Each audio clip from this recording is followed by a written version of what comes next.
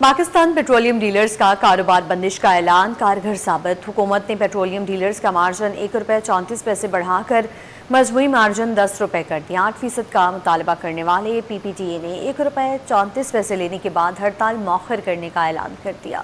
وسیم افتخار کی رپورٹ۔ وزارت پیٹرولیم کا مثبت اقدام، پیٹرولیم ڈیلرز کا مارجن ₹10 کر دیا، جس کے بعد ڈیلرز نے ہڑتال مؤخر کر دی۔ چیئرمین پاکستان پیٹرولیم ڈیلر ایسوسی ایشن ملک خدا بخش کی ہنگامی پریس کانفرنس۔ کہا، اسلام آباد مذاکرات کی تلخی کے بعد وزیر پیٹرولیم نے ٹیلی فونک رابطے میں اطلاع دی کہ وزیر اعظم سے ڈیلر مارجن میں ₹1.34 کے اضافے کو منظور کروا لیا گیا ہے۔ انہوں نے کہا کہ یومیہ قیمتوں میں رد و بدل سے متعلق بھی وزیر اعظم کو نئی سمری بھجوا دی گئی ہے۔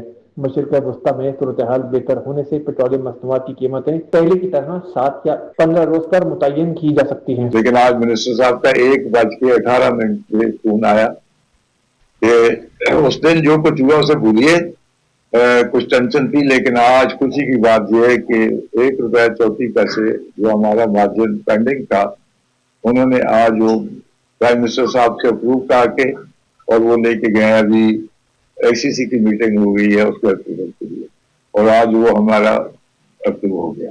Chairman P P D A نے کہا کہ ڈیلرز کے 8% مارجن کے مطالبے پر ایک مشترکہ کمیٹی بنائی جو 30 روز میں اپنی رپورٹ پیش کرے گی۔